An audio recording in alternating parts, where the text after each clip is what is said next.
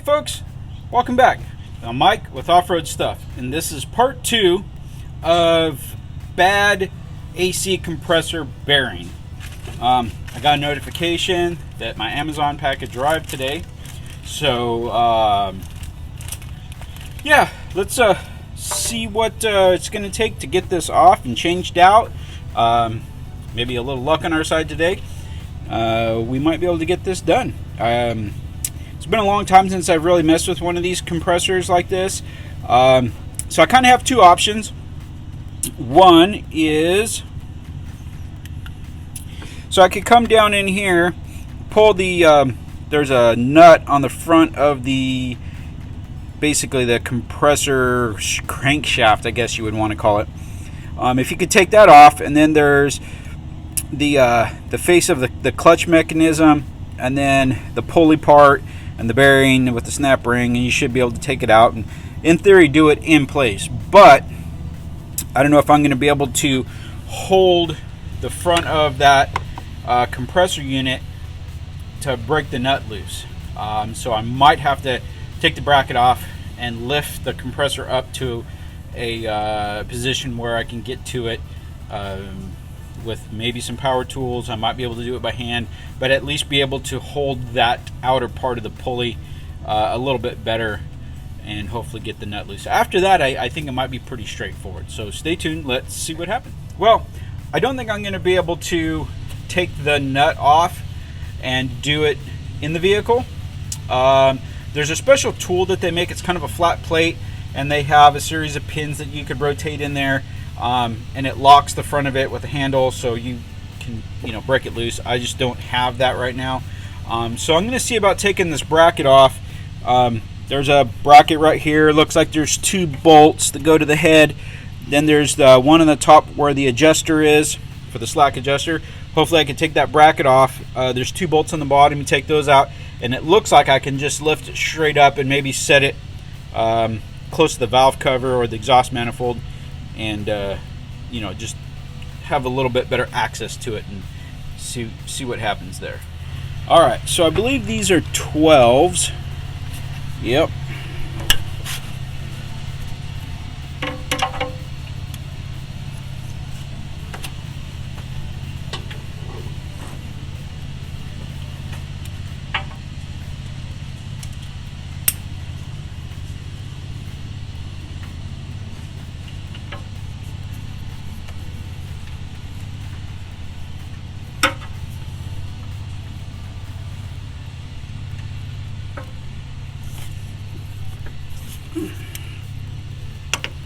So I don't think there's any special tools needed at this point. I think so far everything's just some basic hand tools.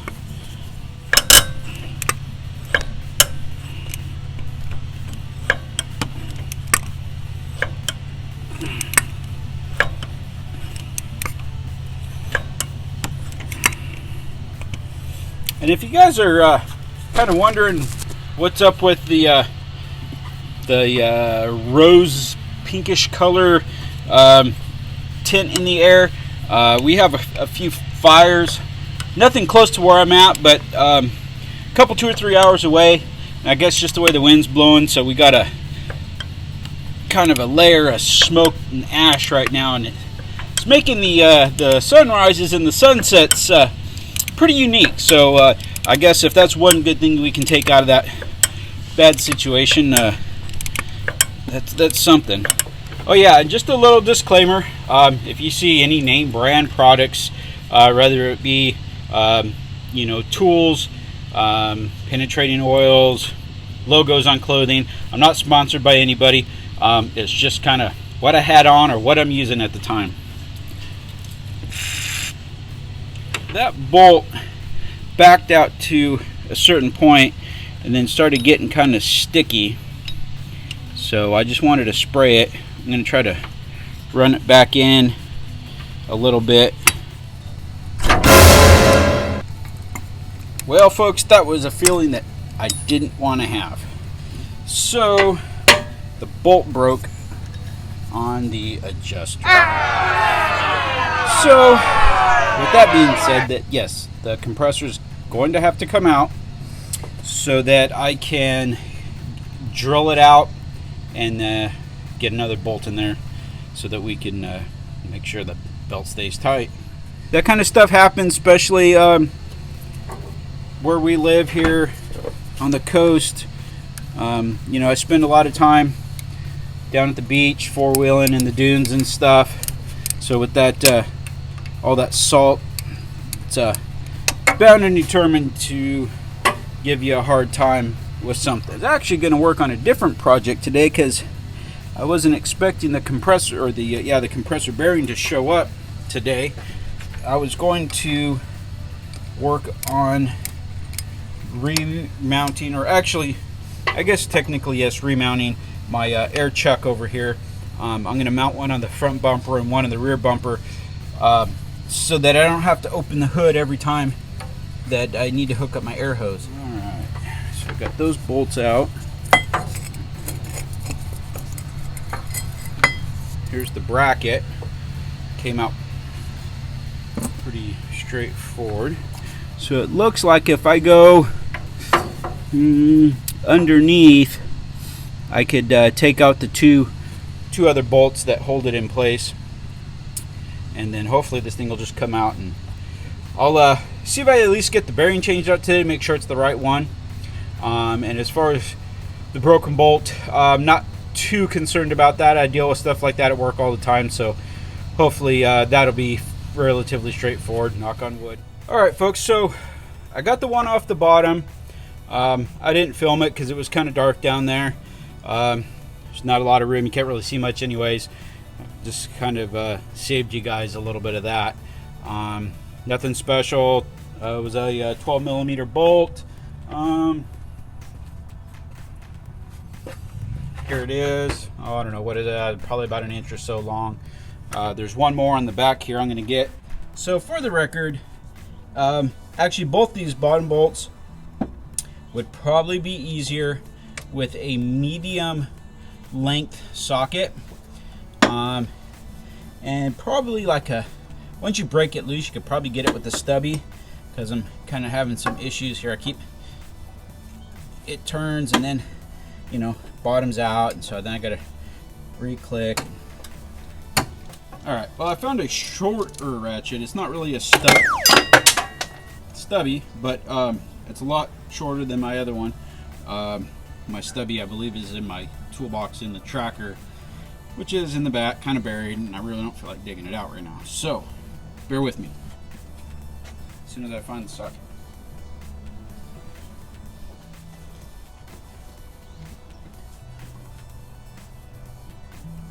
I guess it's a nut. So, not really sure what that's gonna do as far as making this come out like I thought it would, but I guess we'll find out, huh? Okay, so it's just a long bolt, and it's got these two little tabs on the side, so it slides over. There's a bracket right here, and it just kind of keeps it from turning when you tighten it up. Pretty straightforward. And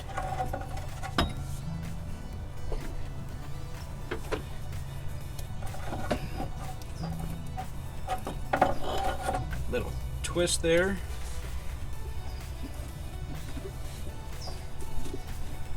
Just be careful, you don't want to tweak or bend anything. Okay. I'm actually going to come over and loosen this here because that'll let this line flex just a little bit.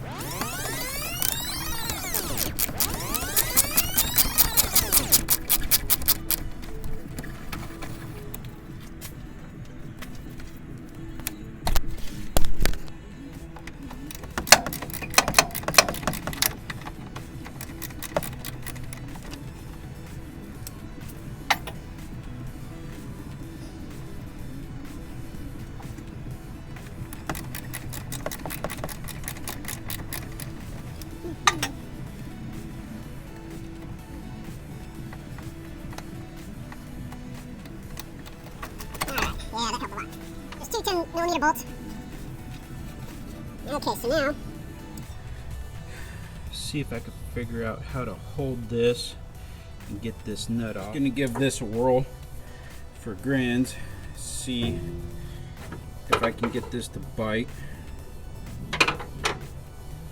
This is just this kind of a cheapy little belt wrench that I picked up somewhere a long time ago.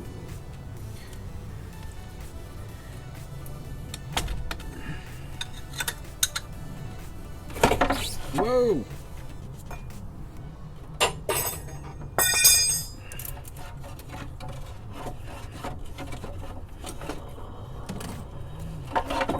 Come back here.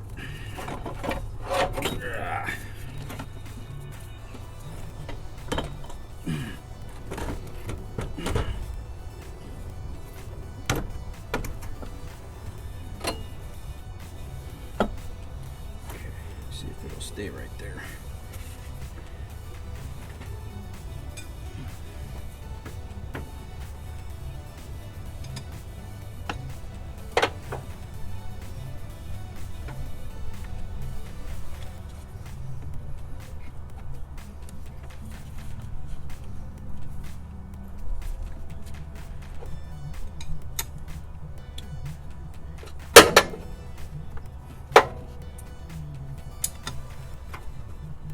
Whoa, look at that.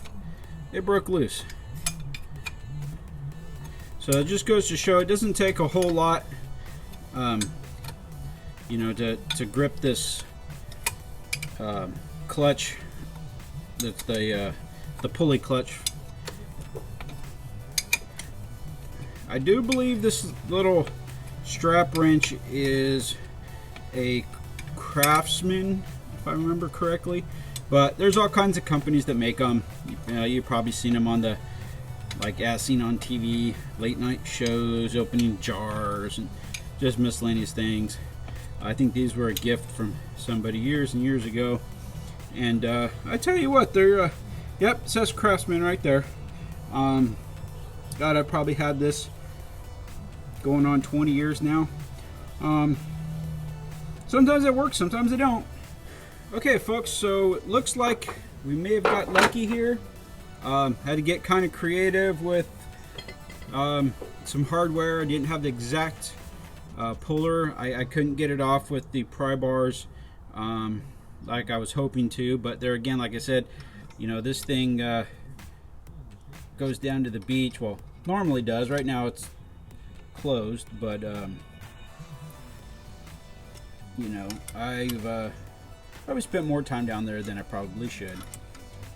Almost every weekend, almost every evening after work, and you know, the salt don't do it no favors, but that's okay, because you know, this ain't my first go around with the 4x4 and the beach. Matter of fact, I've worked on a lot of vehicles that spent a lot of time at the beach over the years, so I kind of know what to expect.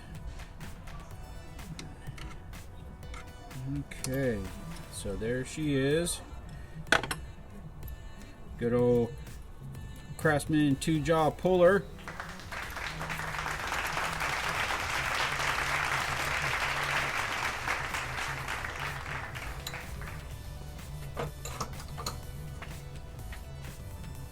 And I'm going to go ahead and take these bolts off before I pull the whole clutch off.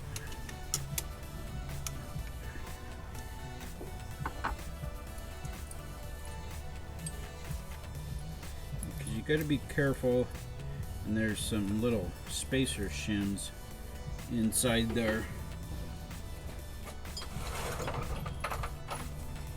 And you don't want to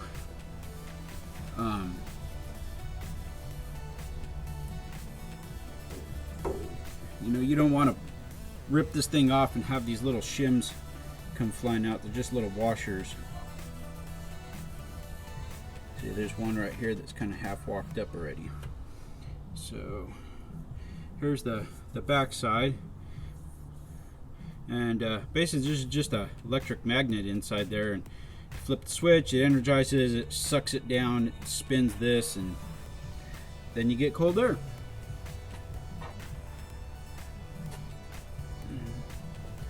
So I'm going to go ahead and take these off. And it looks like there's just one, and it just looks like a little tiny washer. Okay, so now inside here is a snap ring. Where's my flashlight? There's a snap ring right in here. I'm going to go see if I have a snap ring, pliers that are small enough to fit down in there and get this guy out. If not, I'll have to borrow some. There it is.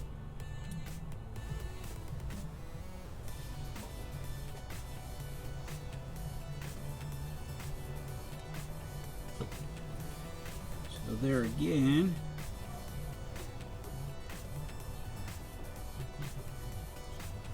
You should be able to pull this off.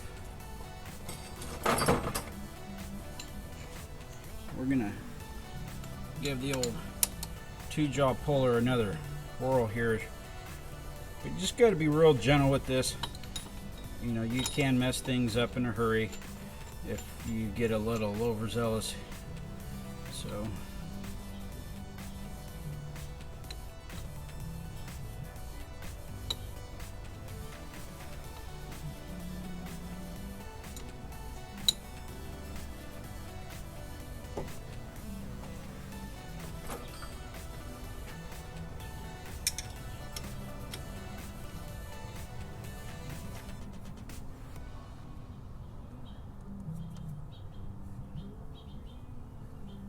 there she comes.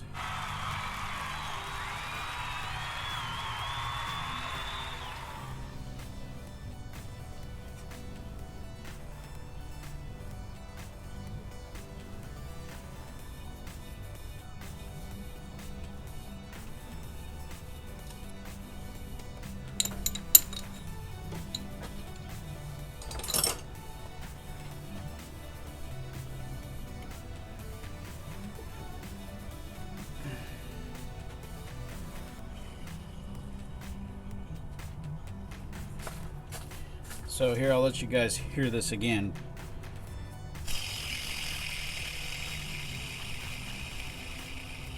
And see how long it freewheels? It shouldn't do that. So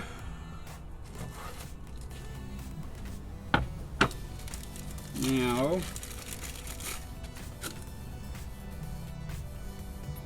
well, it appears to be the right size.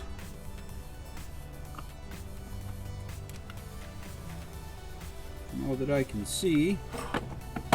So I'm going to go ahead and see about knocking this bearing out, and these go out from the back side. If you look real close here, see these little dimples, these little marks, and that's to keep the bearing from coming all the way out the back side. Sometimes you could tap it out with a hammer. You could use a vise. If you got a press, that's probably a little bit better, but just be real careful because this area in here isn't real thick. It might be like 1/8 of an inch, and if this thing's bound up or froze really bad for any reason, and you start hammering down on there, especially if you got it propped up on the outside, you can probably warp or crack this, and then you got to kind of start all over again. So let's see what we can do.